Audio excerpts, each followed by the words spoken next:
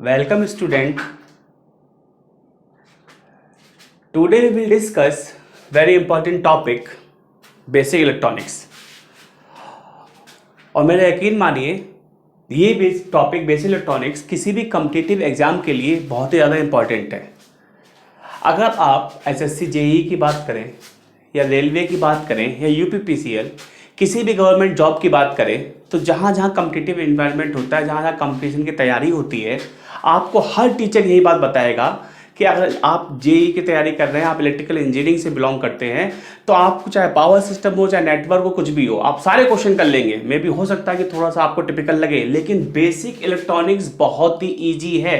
अगर basic electronics के concept आपने एक बार अच्छे से समझ लिए तो बेसिक इलेक्ट्रॉनिक्स से रिलेटेड कोई भी प्रॉब्लम हो, चाहे वो ट्रांजिस्टर पे बेस्ड हो, चाहे वो आपका फील्ड इफेक्ट ट्रांजिस्टर पे बेस्ड हो, चाहे मॉसफेट की बात करें, चाहे हम डायोड की बात करें, चाहे हम रेक्टिफायर की बात करें, आप कोई भी प्रॉब्लम चुटकी बजा के सॉल्व कर सकते हैं अगर आपने इसके बेसिक कॉन्सेप्ट अच्छे से समझ लिए। तो हम जो आज डिस्कस करने जा रहे हैं वो बेसिक इलेक्ट्रॉनिक्स डिस्कस करेंगे, और इसको पहले मैं आप लोगों को इसका इंट्रोडक्शन दूंगा कि इस बेसिक इलेक्ट्रॉनिक्स में क्या क्या चीज़ें हमें पढ़नी है। अगर हम बेसिक इलेक्ट्रॉनिक्स की बात करें तो पहले तो हमें band theory, energy band theory की प्रॉपर इन्फॉर्मेशन होनी चाहिए।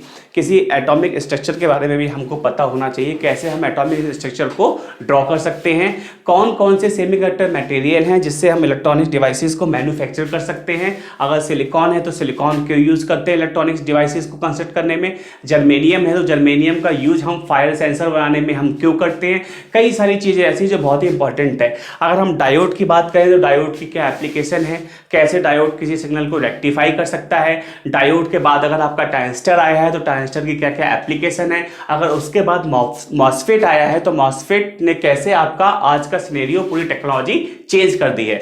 और मैं आपसे बताना चाहता हूं कि ये सब्जेक्ट बहुत ही ईजी है, किसी भी कॉम्पिटिटिव एग्जाम में कोई भी क्वेश्चन आएगा आप 100% कर लेंगे। ठीक है, तो हम स्टार्ट करते हैं बेसिक इलेक्ट्रॉनिक्स, और सबसे पहले हम इसका इंट्रोडक्टरी पार्ट पढ़ेंगे। तो पहले तो मैं आपको ये बताना चाहूँगा कि इलेक्ट्रॉनिक्स होती क्या है।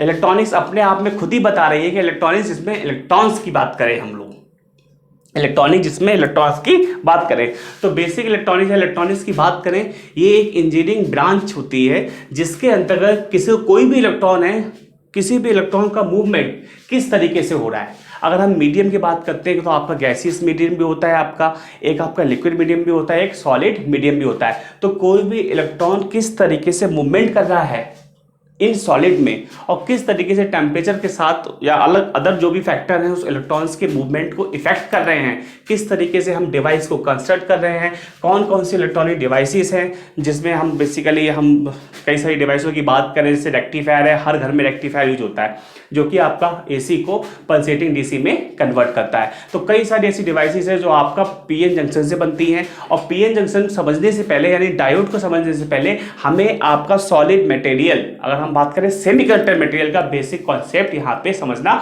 बहुत ही जरूरी है। तो पहला टॉपिक जो मैं आपको डिस्कस करने जा रहा हूं वो डिस्कस करने जा रहा हूं इलेक्ट्रॉनिक्स।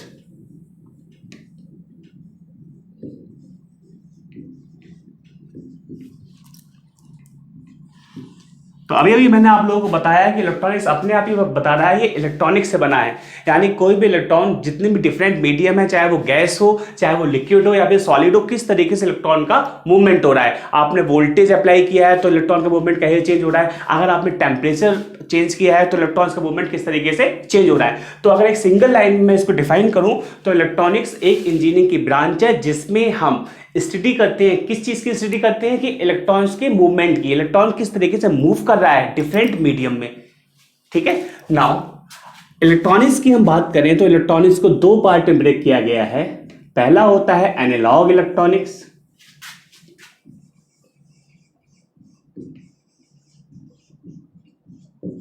और दूसरी ब्रांच जो होती है इलेक्ट्रॉनिक्स की बहुत पॉपुलर है आज, डिजिटल इलेक्ट्रॉनिक्स।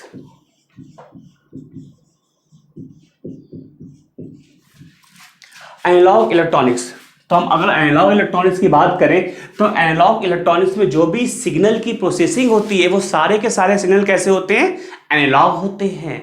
अगर हम इस नेचर की बात करें तो पूरे नेचर में, इस रियल वर्ल्ड में जो भी सिग्नल है वो कैसा है, आपका एनालॉग है। यानी हर सिग्नल कंटिन्यूसली चेंज हो रहा है। अगर टाइम की हम बात करते हैं, टाइम के साथ हर सिग्नल कंटिन्यूअसली चेंज हो रहा है। तो एनालॉग सिग्नल क्या होता है? Continuously changing signal, that means that signal which is continuously vary with respect to time। अगर हम हेयर की बात करें तो आप हेयर को भी कह सकते हैं कि हेयर की लेंथ भी टाइम के साथ लगातार क्या हो रही है? चेंज हो रही है। अगर हम आपकी इसकी हार्ट बीट की बात करते हैं तो हार्ट बीट भी कैसी एक तरीके से एनालॉग है, लगातार चल रही है, लगातार चल रही है। अगर हम डिजिटल की बात करें, डिजिटल सिग्नल आपका 0 और 1 से डिजाइन होता है।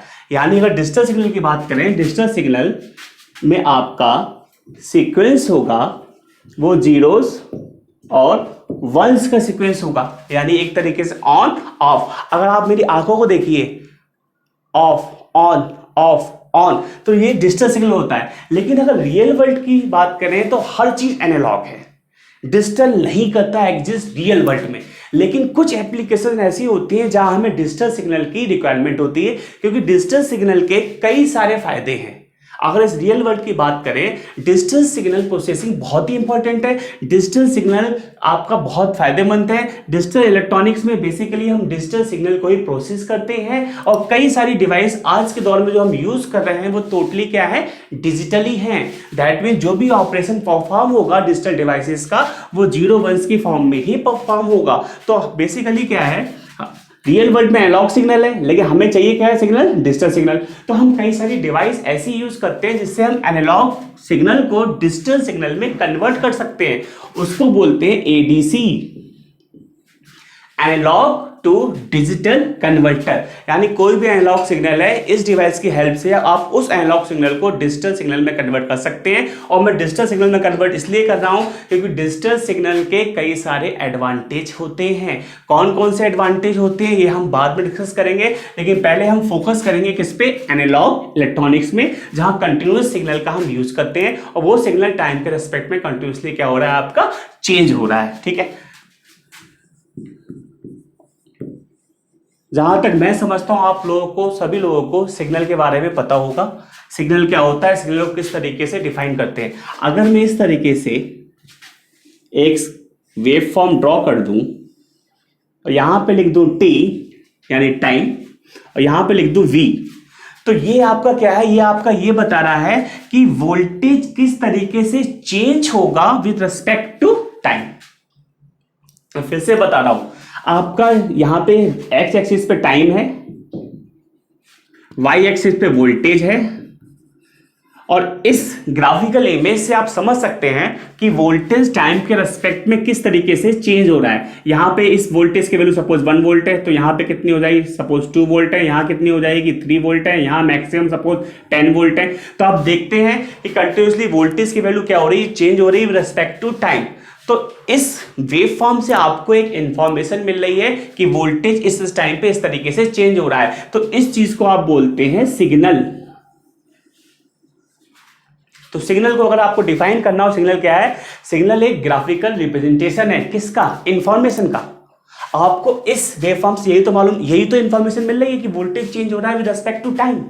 तो एक तरीके से वेव फॉर्म क्या कर रही है? एक इंफॉर्मेशन दे रही है। तो सिग्नल क्या है? वेव फॉर्म है जो एक तरीके की इंफॉर्मेशन आपको बता रही है। सिग्नल क्या है? Graphical representation of information. ये क्या कहलाता है? आपका सिग्नल कहलाता है।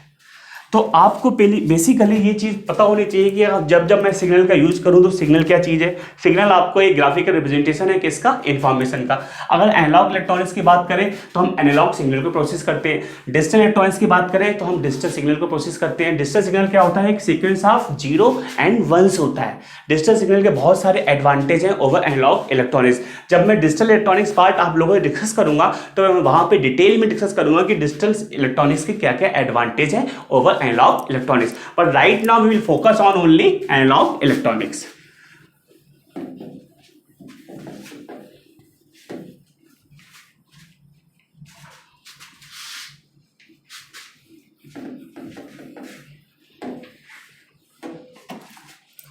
तो पहला टॉपिक वो आप लोगों को डिस्कस करना चाहता हूं, वो टॉपिक बेसिकली क्या है? आपका एनर्जी बैंड थ्योरी।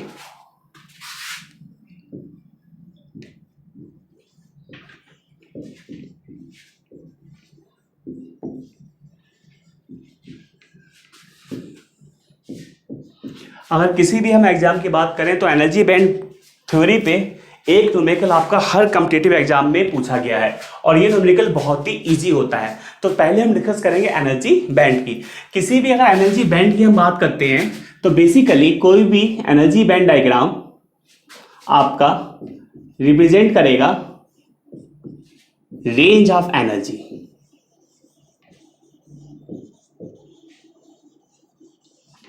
किसी भी हम सॉलिड मटेरियल की बात करें, किसी भी ऑर्बिट की बात करें, तो जो भी आपके इलेक्ट्रॉन होते हैं उन इलेक्ट्रॉन्स की कभी भी एनर्जी सेम नहीं होती है। According to the Pauli exclusion principle, Pauli के अपवर्जन नियम से आपको पहले ही पता है कि कभी भी किसी ऑर्बिट में दो इलेक्ट्रॉन की एनर्जी आपस में सेम नहीं हो सकती है। तो इलेक्ट्रॉन्स से कभी भी एक सिंगल एनर्जी, अगर हम नंबर ऑफ इलेक्ट्रॉन्स की बात करें, कभी भी सिंगल एनर्जी एसोसिएट नहीं होती है। हमेशा एक रेंज ऑफ एनर्जी एसोसिएटेड होती है किससे? इलेक्ट्रॉन से। तो रेंज ऑफ एनर्जी वर्ड का मैंने यूज किया हुआ है। तो जो रेंज ऑफ एनर्जी होती है उसी को हम बेसिकली बोलते हैं energy band. So rather than single energy, there is a range of energy which associated with number of electrons. तो हमेशा जब भी एनर्जी बैंड की हम बात करते हैं, एनर्जी बैंड आपका डिपेंड करेगा एक रेंज ऑफ एनर्जी, यानी इलेक्ट्रॉन से हमेशा एक रेंज ऑफ एनर्जी एसोसिएटेड होती है। कभी भी सारे इलेक्ट्रॉन्स की एनर्जी आपकी सेम नहीं होती है। एक लो एनर्जी स्टेट होती है, उससे ऊपर भी कुछ हाई एनर्जी स्टेट होगी, फिर वेरी हाई एनर्जी स्टेट होगी। इस तरीके से प्रोसेस होता है। अगर हम बात करते हैं एनर्जी बैंड थ्योरी की, अगर हम इसको दो पार्ट में क्लासिफाई करें किसी भी एनर्जी बैंड को, तो बेसिकली हम इसको दो पार्ट में क्लासिफाई करते हैं। पहला होता है वैलेंस बैंड और दूसरा होता है कंडक्शन बैंड।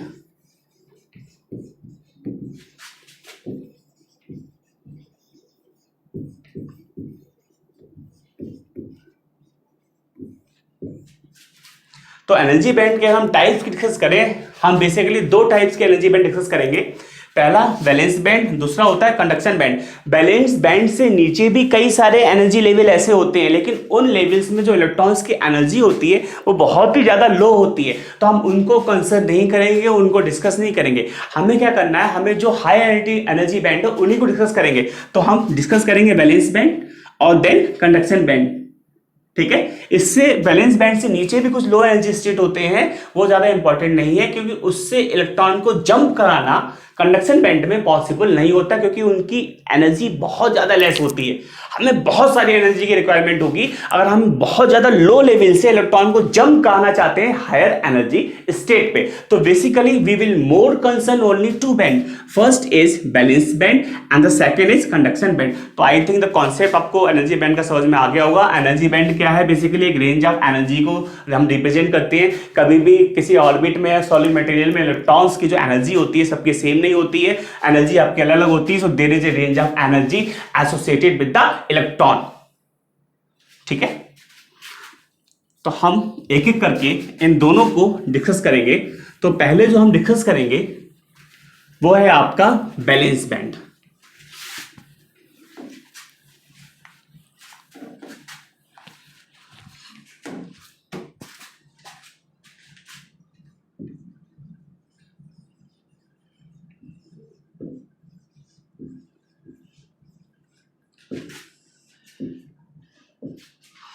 हम लोग ऑलरेडी इस चीज़ को जानते हैं, हम सभी ने इंटरमीडिएट पास किया है, फिर हमने डिप्लोमा भी किया है, तो हम इस चीज़ को समझते हैं कि किसी भी ऑर्बिट की, किसी भी एटम की अगर आउटर मोस्ट ऑर्बिट की बात की जाए उसको हम बोलते हैं वैलेंस ऑर्बिट।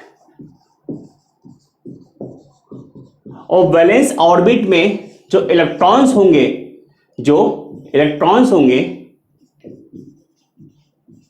उसको हम बोलते हैं वैलेंस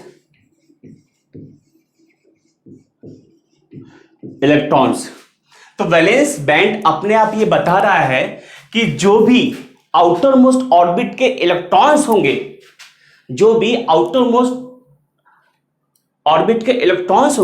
उसको हम क्या बोलते हैं? Valence electron.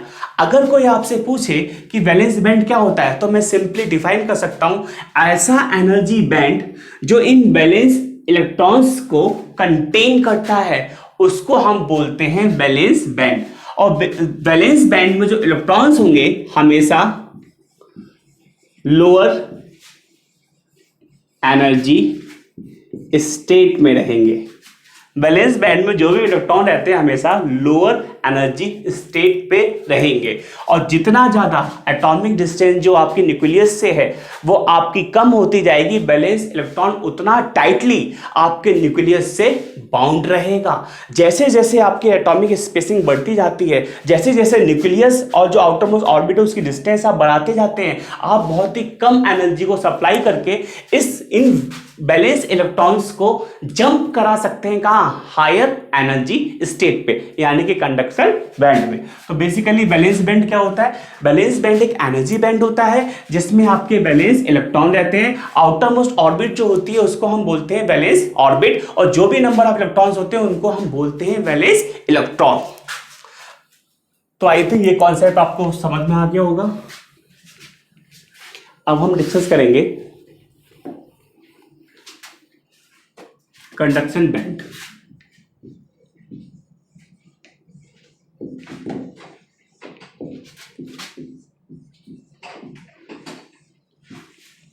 कंडक्शन बैंड अपने आप ही बता रहा है, कोई भी चीज ऐसा नहीं रटने की जरूरत है। कंडक्शन बैंड आपको खुद बता रहा है एक ऐसा एनर्जी बैंड जिसमें कंडक्शन इलेक्ट्रॉन होंगे, एक ऐसा एनर्जी बैंड जिसमें कंडक्शन इलेक्ट्रॉन होंगे, उस बैंड को हम क्या बोलेंगे? Conduction band. तो conduction band contain free electron, इनको बोलते हैं हम कंडक्शन इलेक्ट्रॉन्स।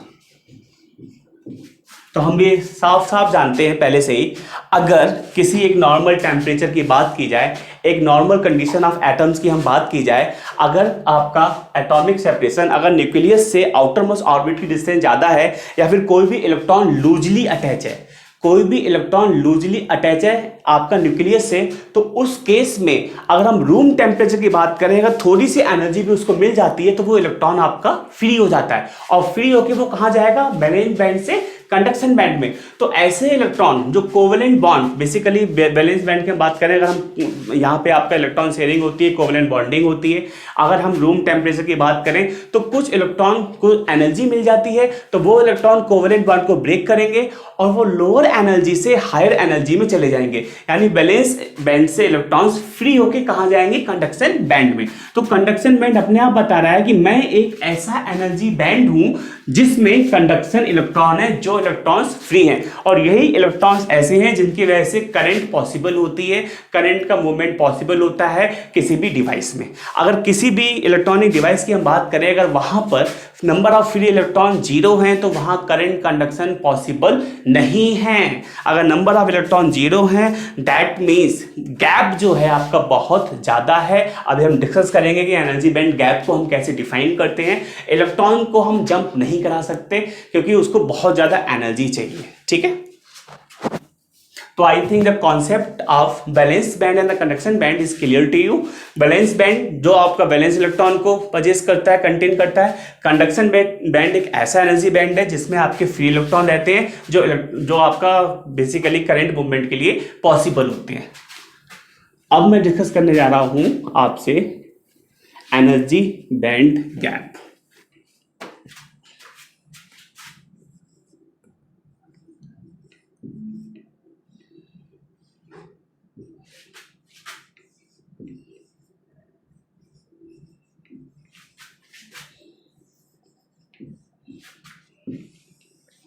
तो हम एनर्जी बैंड डिस्कस कर चुके हैं। एनर्जी बैंड का क्लासिफिकेशन की बात करें तो बेसिकली हम जो इंटरेस्टेड हैं वो दो एनर्जी लेवल में इंटरेस्टेड है, दो एनर्जी बैंड में इंटरेस्टेड है। पहला कौन सा है आपका? Balance band. दूसरा कौन सा है आपका? Conduction band. बैलेंस बैंड जिसमें बैलेंस इलेक्ट्रॉन रहते हैं जो आपका लूजली अटैच रहते हैं न्यूक्लियस से, उसको हम इजीली जंप करा सकते हैं हाई एनर्जी स्टेट में, अगर हम कुछ एनर्जी उसको सप्लाई, एनर्जी उसको हम प्रोवाइड कर दें, सप्लाई कर दें। दूसरा बैंड होता है कंडक्शन बैंड, जब बैलेंस बैंड से इलेक्ट्रॉन फ्री होते हैं तो वो कहाँ जाते हैं? कंडक्शन बैंड में। तो कंडक्शन बैंड में जो भी इलेक्ट्रॉन्स होते हैं वो आपके कैसे इलेक्ट्रॉन्स होते हैं? फ्री, और उसकी वजह से ही करंट का कंडक्शन होता है किसी भी डिवाइस में। तो यहां हम फोकस करते हैं एनर्जी बैंड गैप पे, और इसको हम बोलते हैं फॉरबिडन गैप।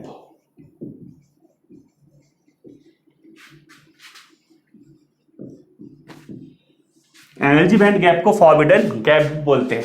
तो एनर्जी बैंड गैप ये खुद ही बता रहा है। हमने दो तरीके के एनर्जी बैंड आपसे डिस्कस किए हैं, पहला होता है वैलेंस बैंड और दूसरा होता है कंडक्शन बैंड। इन दोनों के बीच में जो गैप होता है उसको हम बोलते हैं एनर्जी बैंड गैप।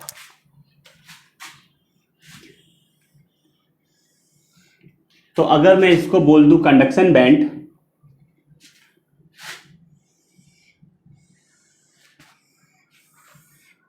और इसको बोल दूं बैलेंस बैंड, और इस एक्सिस पे मैं लिख दूं इलेक्ट्रॉन एनर्जी, तो ये जो गैप है इसको बोलते हैं ईजी, एनर्जी बैंड गैप। ये आपके इलेक्ट्रॉन्स हैं,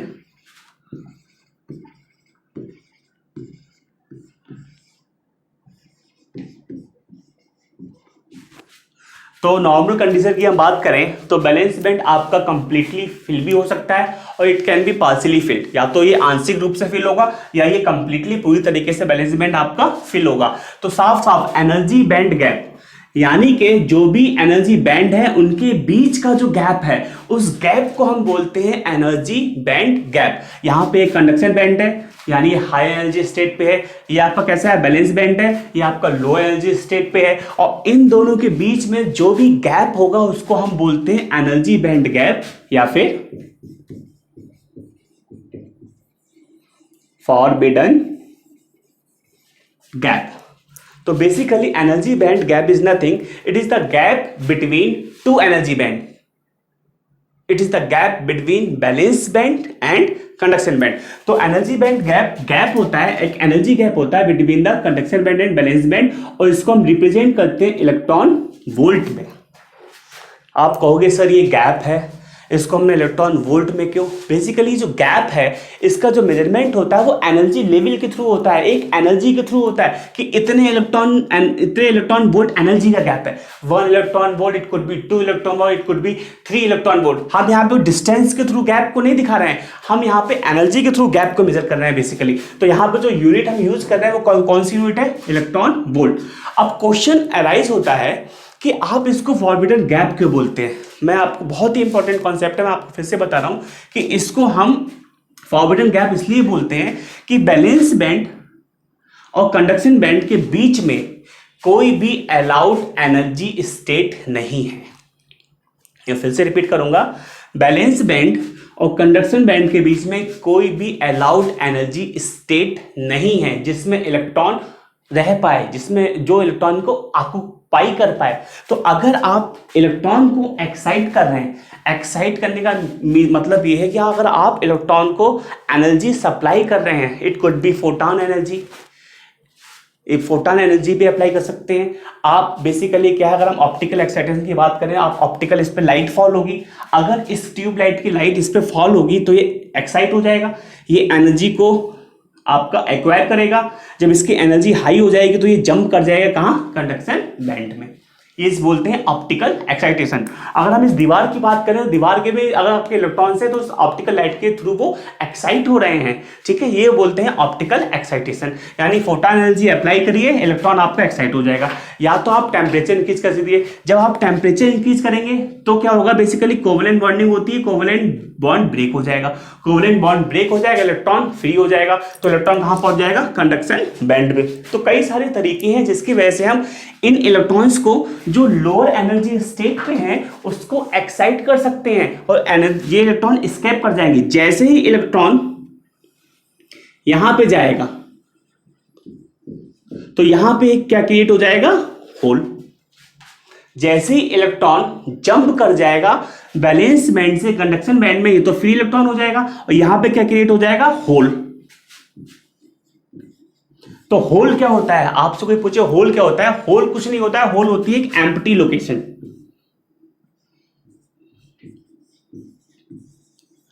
एम्प्टी लोकेशन इन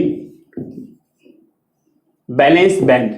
तो होल इज नथिंग, होल आपका एम्प्टी लोकेशन होता है वैलेंस बैंड में। ये आपको ये बताता है कि एक होल एक इलेक्ट्रॉन को एक्सेप्ट कर सकता है। अब मैं आपसे कह रहा हूं जब ये ऑप्टिकल एक्साइट होगा, यानी लाइट फॉल होगी, इलेक्ट्रॉन एक्साइट होगा, जंप कर जाएगा। मैं आपसे कह रहा हूं कि अगर हम थर्मल एनर्जी प्रोवाइड करें, टेम्परेचर इंक्रीज करें, कोवेलेंट बॉन्ड ब्रेक हो जाएगा, इलेक्ट्रॉन जंप कर जाएगा कहां, कंडक्शन बैंड में। लेकिन किस केस में, जब भी आपकी जो सप्लाई एनर्जी है अगर मैं उसको बोल दूं E, तो या तो E ग्रेटर हो या E इक्वल हो किसके, Eg के। यानी E क्या है आपका, सप्लाइड एनर्जी।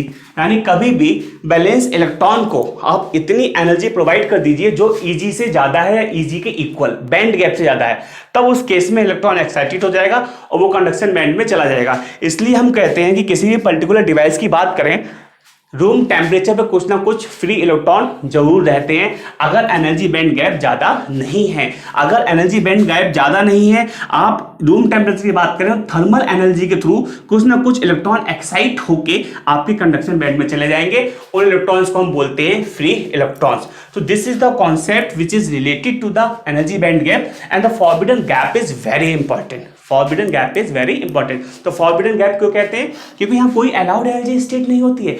इलेक्ट्रॉन एक्साइट होगा और सीधे वैलेंस बैंड से जंप करके कहाँ पहुंच जाएगा, कंडक्शन बैंड में, यानी फ्री हो जाएगा। और इन फ्री इलेक्ट्रॉन्स की वजह से ही करंट कंडक्शन पॉसिबल होता है किसी भी डिवाइस में। अगर किसी भी डिवाइस में फ्री इलेक्ट्रॉन्स नहीं है, अगर फ्री इलेक्ट्रॉन्स जीरो है, आप भले ही कितना वोल्टेज अप्लाई करिए, कुछ भी करिए, करंट फ्लो नहीं करेगी, जैसा कि इंसुलेटर। अब मैं आपसे बात करता हूं कि इस फॉरबिडन गैप की, यानी एनर्जी बैंड गैप की, जो भी आपके सेमीकंडक्टर मटेरियल है, अभी डिस्कस करूंगा डिटेल में सेमीकंडक्टर मटेरियल क्या